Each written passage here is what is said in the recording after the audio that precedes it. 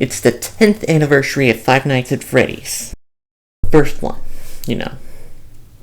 The whole franchise, really. Might as well announce that I have hot takes. I want to throw my hat into the ring of FNaF theories, and I want to, do that. Well, that video was awkward. Why didn't I do another take?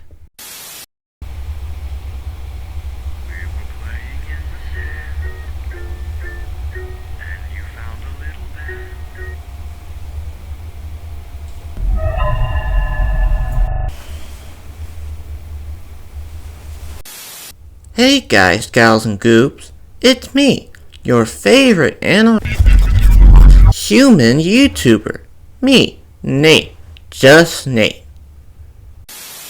Is there life after death? Are we alone in the universe?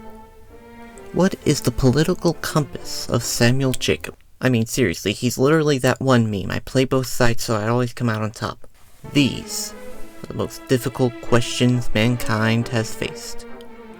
For one question surpasses them all in sheer difficulty to explain. That question is, what is the FNaF lore? What I'm about to tell you will take several videos to explain. There are a lot of details to address, but I will not be giving a synopsis of the games themselves until I go over them. In case you didn't know, FNaF stands for Five Nights at Freddy's. Does that mean all games take place around the course of 5 nights? No, of course not. Buckle up, and keep in mind that this is an oversimplification of everything. So, I may miss something. At least, it's more reliable than looking at lore in a Gacha Life video. If you're confused, there are videos that explain the basics. If you don't feel like doing that, then here's a series as portrayed by Astiv movie clips. Enjoy. You know what I hate? Child murderers. Oh no, here comes one now! I'm gonna get ya! The orphans, they're all dead. What kind of man would do this? Skateboards. Hey, guess what? What are you drawing, honey? I'm drawing a bear! Oh. Wow, a rainbow. I didn't know he got out of prison. Run. I want a divorce. Fine, but I'm keeping the clown! Hey, buddy, turn that frown upside down. Okay.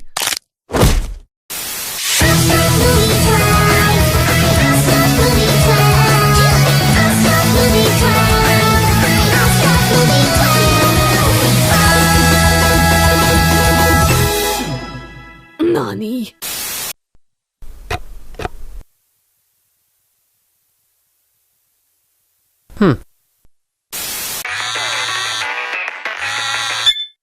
I like trains. Have you seen the baby? No, I think he got outside. You fool. Hey, what time is it? It's medication time! This is better.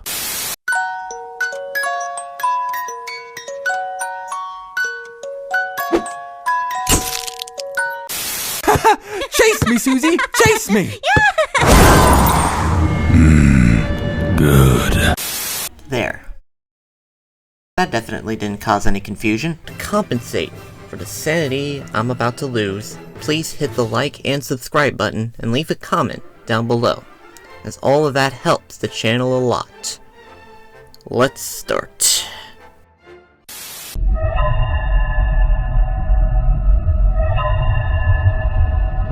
In case you can't tell, I'm starting with the claim first and bringing out my evidence later.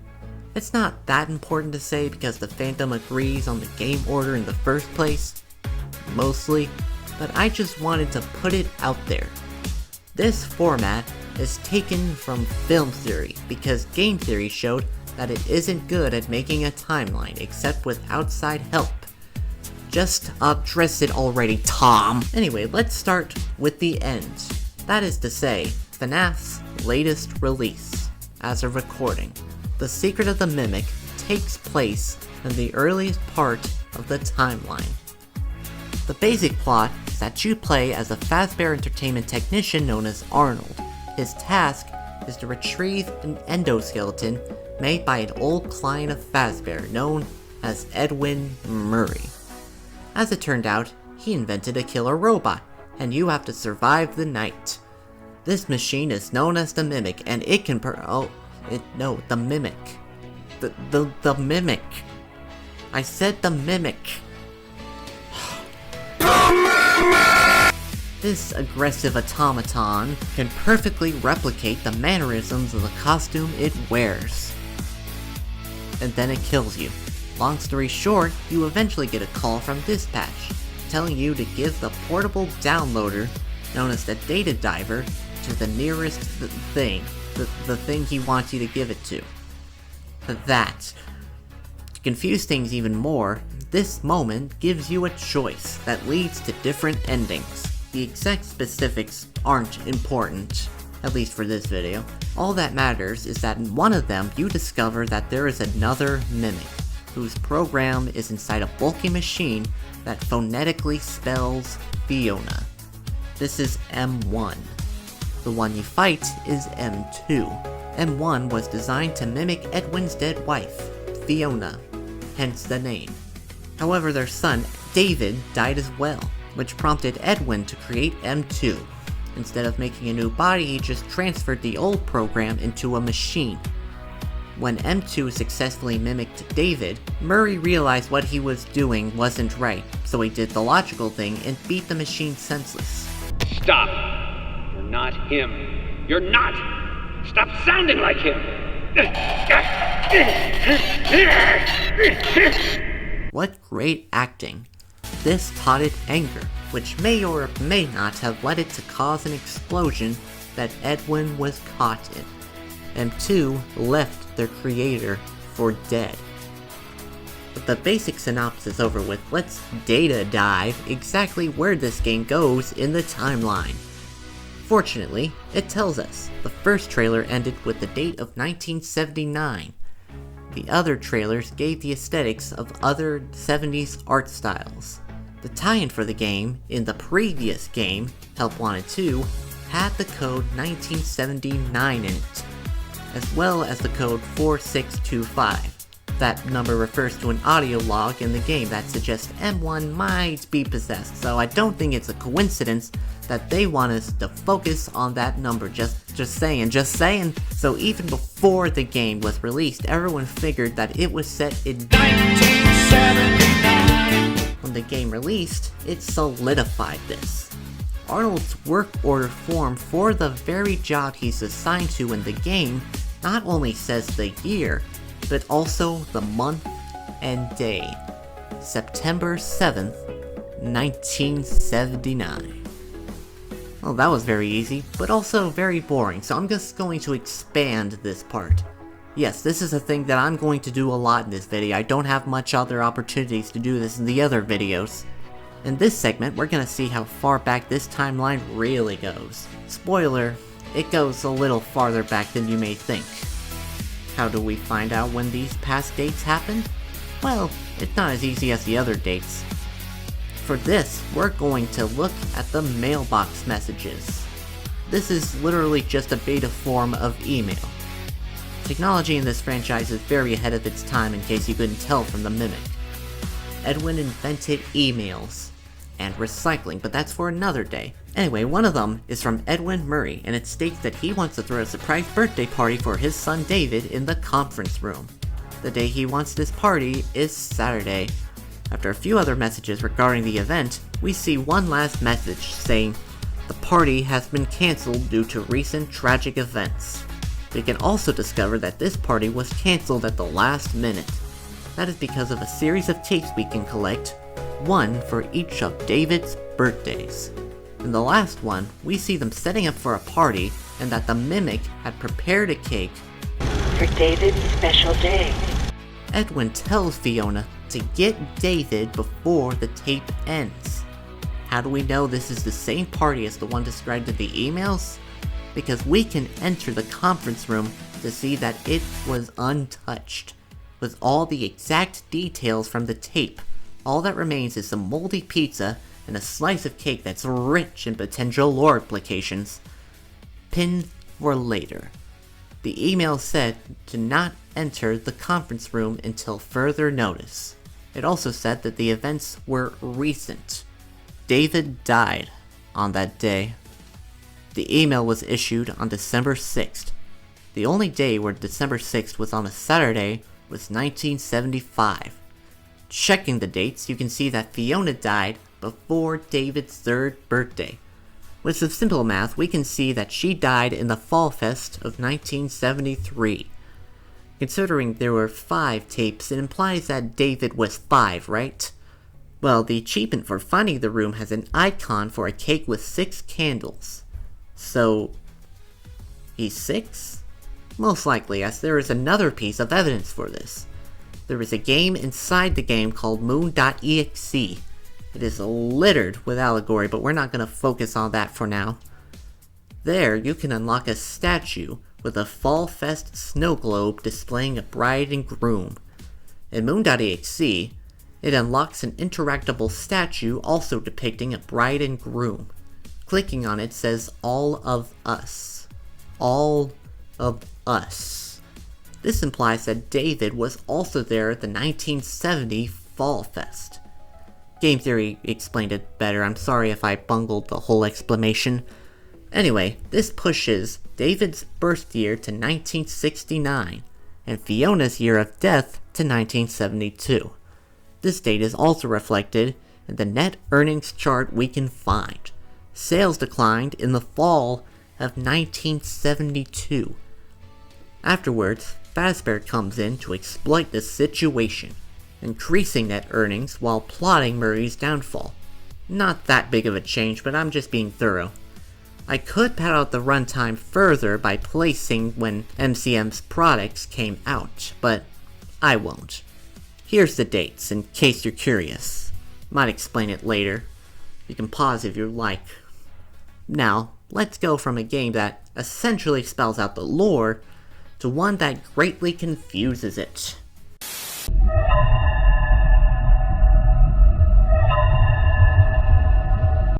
Have you ever run to an old memory that you preserved? Not very well? I did. I used to appear in a friend of mine's channel back in 2017 called Jackson and Gaming 187.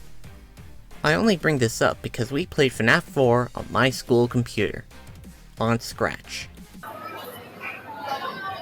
Is it all in someone's head? I was surprised by the character design. Yes, this was the school's cafeteria, and we were noticed. What a time. Wait, what was I talking about again? Oh yeah, FNaF 4. What you just saw was a nightmare animatronic. Is he real? Good question. Anyway, there are 2 main parts to this game. The first is the main gameplay section, where you try to survive by keeping animatronics away from your bedroom. The second is an Atari-style minigame of a scared little boy that the community has dubbed Crying Child because it's a crying little child that plays after each night. There are a lot of Atari-style minigames all throughout this franchise, at least the early parts. We don't get them as much as we used to. Steel Wool, you have robbed us. The kid gets scared a lot, especially by his older brother. The foxy-masked weirdo even locked him in a closet full of endoskeletons as a prank. The brother loves mean-spirited pranks. Unfortunately, that attitude and love of horrible pranks comes back to bite him. Well, it actually bites the crying child. Whoops. You die! Really, Foxy Bro? He was just a little guy. And on his birthday, too. Things get worse for the crying child afterwards because after an additional night, a heartbeat monitor is heard flatlining, and the brother apologizes as indicated by the text color. Crying child is surrounded by his plushies, including his special Fredbear plush, before fading away. With that part over with, let's dive into the timeline. A show on the TV called Fredbear and Friends displays the year 1983. Surprisingly, the biggest evidence to this date is in the next entry, Sister Location. By entering a secret room, you can put 1983 into a pin pad. This allows you to see the rooms from FNaF 4. Another later title suggests which month it may take place in. In Help Wanted's DLC, the main focus is the Fall Fest of 1983. Considering the significance of that date, and the fact that the FNaF 4 title screen house is in the distance, it seems safe to say that FNaF 4 took place in fall. Not just fall, however, but October, this spooky month. This is shown by having some more scary looking minigames, like being chased in a corn maze by Ignited Foxy. It is also important to note that FNaF 4 itself had a Halloween recolor. While Scott Cawthon, the creator of the series, said that those events aren't canon, there are still references to that pack. Does this mean it takes place in October? Most likely, yeah. The year of 1983 is not in dispute, so let's talk about something that people will dispute. The MCI. Yeah, this is what I'm gonna make my expansion about. In case you didn't know, MCI stands for My Chica. Indecent. The missing children's incident is the most important moment in the series because that's the reason why the animatronics are haunted in the rest of the series. In short, William Afton, the main bad guy, used a yellow bunny suit to lure 5 children away into the back room. There, he killed them and stuffed their bodies into the animatronics.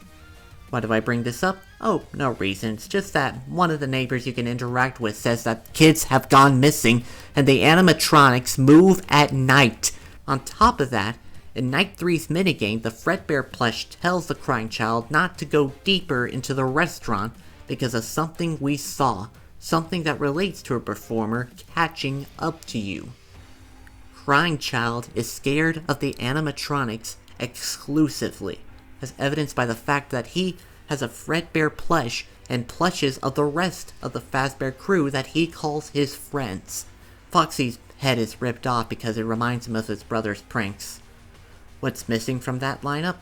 Spring Bonnie, the mascot that did the deed. I don't think that evidence is strong since he's still scared of the performer Fredbear, but I think it is something to think about. Many more seasoned veterans of this franchise may say, what about the books, since they both say 1985? Oh, you mean the ones where nothing lines up with what we know? The sources in question, the Silver Eyes Trilogy and Into the Pit, are not completely reliable when retelling this event. In the Silver Eyes Trilogy, the kidnapping occurs over months, while the MCI's actual events occurs in June 26th, one day. While the first newspaper from all the way back in FNaF 1 says that 2 victims were reported missing, the next one says 5 kids are now linked to the incident. It's logical to conclude that the incident is the night of June 26th, where kids were lured into the back room. Also, William was not charged the book like the newspaper says. As for Into the Pit, it's clear that it's just a jumping off point for the rest of the Fazbear Fright series, which is not canon. More specifically, the concept of agony in relation to memory and the introduction of Andrew. Let's start with Andrew, because the games say that there were 5 victims, while Into the Pit says 6. The 6th victim is Andrew, a character only mentioned in the books. He is not canon. This is related then into Agony with the Stitch Wraith Stingers, which Andrew is a part of. Again, none of that stuff is canon. Well, that stuff is complicated, but I won't be getting into it now. So let's go through the other inconsistencies. Instead of a back room, it's a party room. While that detail feels like a nitpick, what cannot be excused so easily is the fact that there was a mass panic implying these children's bodies were seen. In case you didn't know, that would defeat the whole purpose of calling these children missing. While the other adaptations of this story do exist, they present the same, or at least similar, problems. The sources are unreliable. Pair this with the other, less complicated to explain details from FNaF 4, and it becomes abundantly clear that the date of it was June 26, 1983. What are you going to believe? An inconsistent book? Or evidence in the actual games? A flower? If you're mad that I made a point against your preconceived notions, then thanks for the views. I win no matter what. Haha. Alright, since this is page 4 of the script, I'm gonna go through a speed round for the next 3 games. Let's go.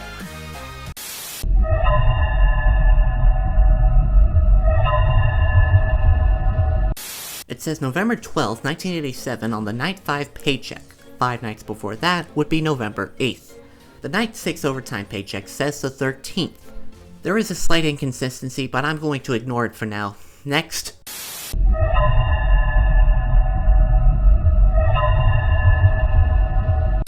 Now we're truly at the beginning of this franchise. The evidence for this game is the exact same as the last one. In fact, it's literally the exact same, minus the year. Meaning it's another November 8th through 13th. That was simple. All we have to do is find the year. Fortunately, Scott Cawthon already said we solved FNaF 1. What is the date most attributed to this game? 1993. This was solved by the incomparable map pad in his very first game theory. How we came to that is questionable, but the community latched onto it. Scott said we solved it, so 1993 it is. Next.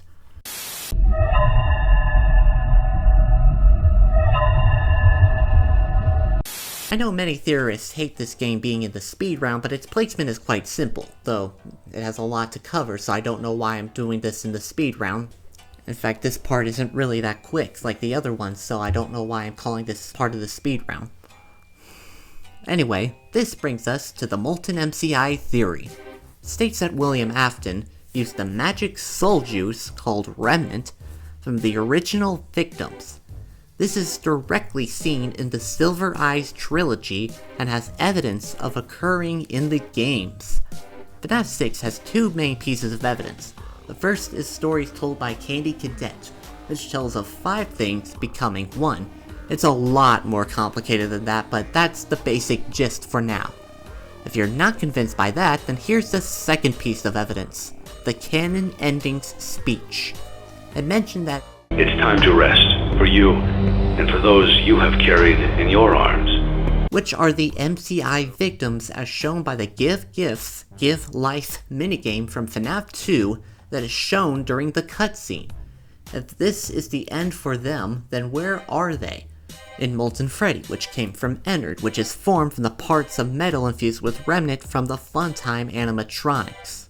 It's logical because the MCI kids were in the FNaF 6 fire.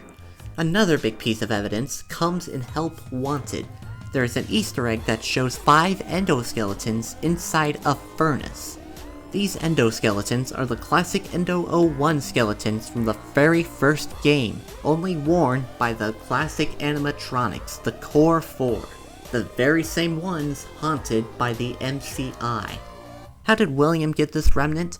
By destroying the classics in the FNaF 3 minigame Follow Me. This leads us back into FNaF 6. In the Insanity ending, the Tape Man says, "Small souls trapped in prisons of my making, now set to new purpose, and used in ways I never thought imaginable." This whole speech constantly refers to the souls of these children being lured again and being repurposed into something else.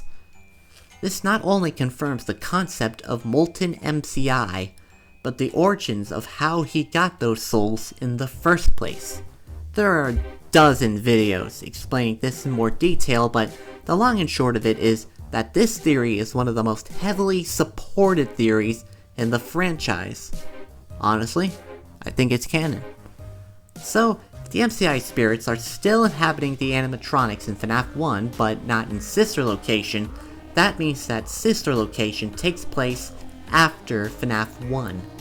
When is that? Well, For that, we must determine when Follow Me takes place. That game takes place in the FNaF 1 location, except it is run down. Water is dripping from the ceiling, and rats that vaguely look like slippers in 8-bit roam the abandoned halls. The degradation is important because the water dripping from the ceiling is what sets off William's spring-locked suit and turns him into a blood fountain. Can we prove when the location is closed? Roughly. At the end of FNaF 1, you receive a pink slip that states some silly reasons for your termination, such as body odor. In Help Wanted, we can hear that you can always tell when a company is getting ready to fire someone. They start giving out written warnings for silly things, making sure to build a paper trail and make a case for a firing. Things that normally no one would care about suddenly become grave offenses, all worthy of being written and documented. Fazbear was ready to fire the Night Guard. Why?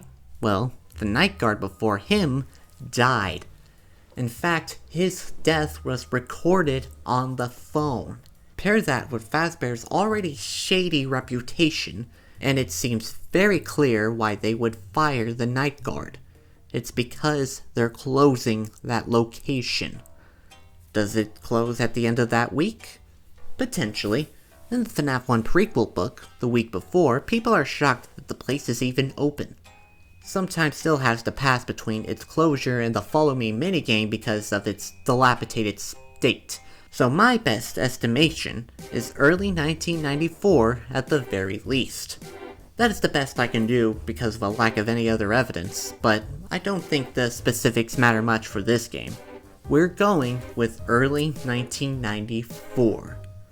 That, the last important date in this timeline in the 20th century.